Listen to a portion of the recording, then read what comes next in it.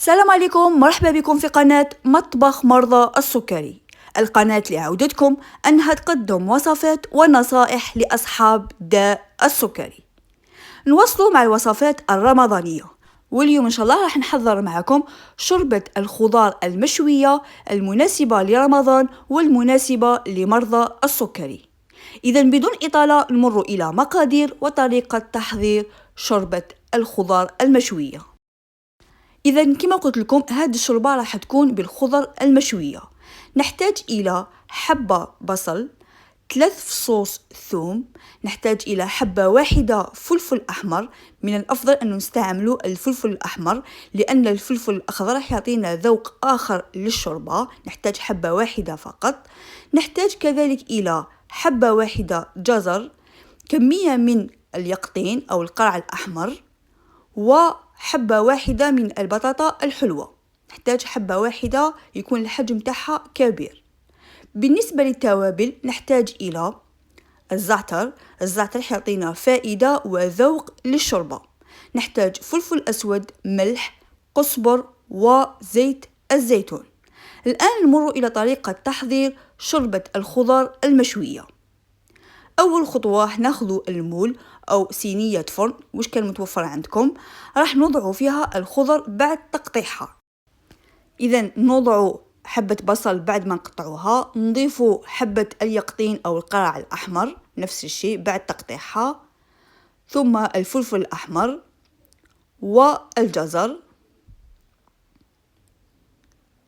ونضيف المكون الأخير هو البطاطا الحلوة. راكم تلاحظوا أني قطعتها إلى قطع صغيرة، كل الخضر قطعتها إلى قطع صغيرة بهذه الطريقة.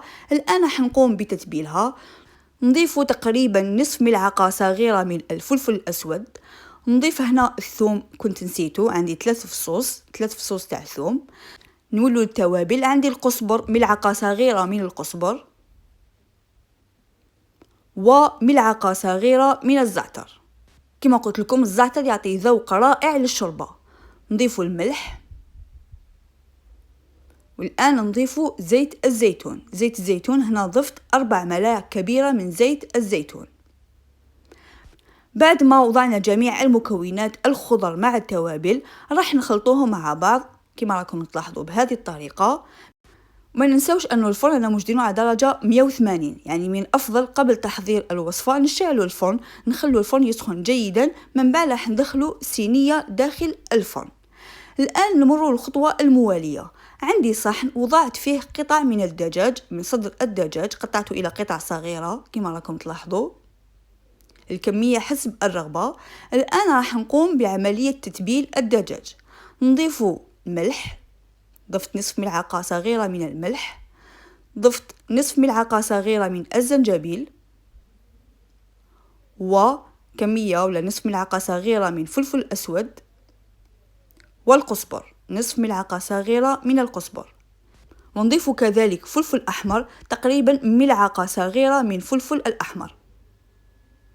نضيف كذلك فص ثوم، سنة ثوم بعد ما نسكرفجها، ونضيف ملعقة كبيرة من زيت الزيتون. الآن بعد ما وضعنا جميع المكونات مع بعض نمزجهم جيدا. يعني يفضل أن هذه العملية نقوم بها قبل تقطيع الخضر، قبل ساعة أو ساعتين، لكن وريت لكم الطريقة فقط. الآن بعد ما تبلنا الدجاج راح نوضعوه في مول آخر بهذه الطريقة.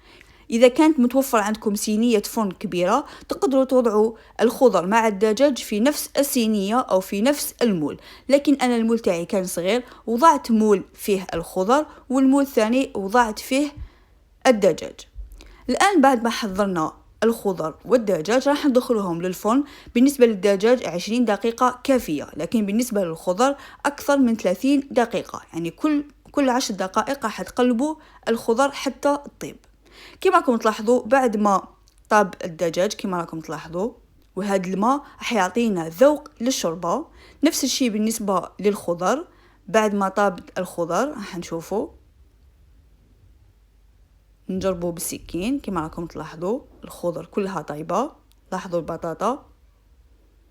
البطاطا حتاخذ وقت في الفرن. والآن بعد ما تأكدنا أن الخضر طابت راح نمر للمرحلة الموالية. ناخذ قدر نوضع فيه الخضر المشوية بهذه الطريقة. هذاك الماء كما قلت لكم حيعطي ذوق للشوربة، يعني حنضيفوه. نفس الشيء بالنسبة للدجاج، نضيف قطع الدجاج المشوية مع الماء هذاك. الآن بعد ما ضفنا جميع المكونات داخل القدر راح نمرقه، راح نضيف ماء ساخن. بالنسبة لكمية الماء هذا راجع لكم، إذا حبيتوا قوام الشوربة يكون ثقيل طبيعة الحال راح تنقصوا في الكمية تاع الماء، إذا حبيتوا القوام يكون ثقيل راح تضيفوا في كمية الماء.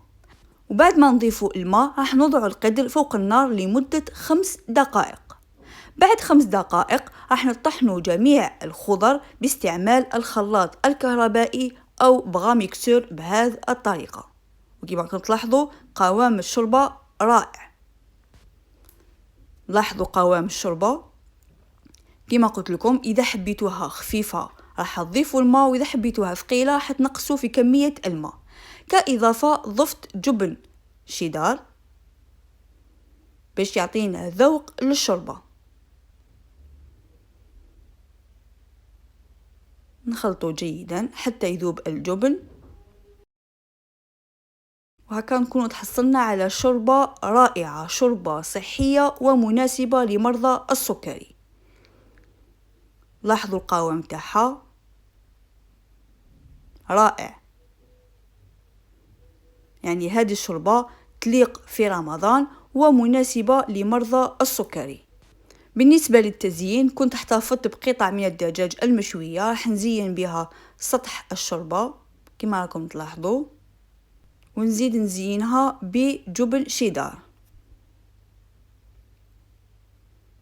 الشكل النهائي شكل رائع، يعني شكل يشهي، والبنة متأكدة انه حتعجبكم.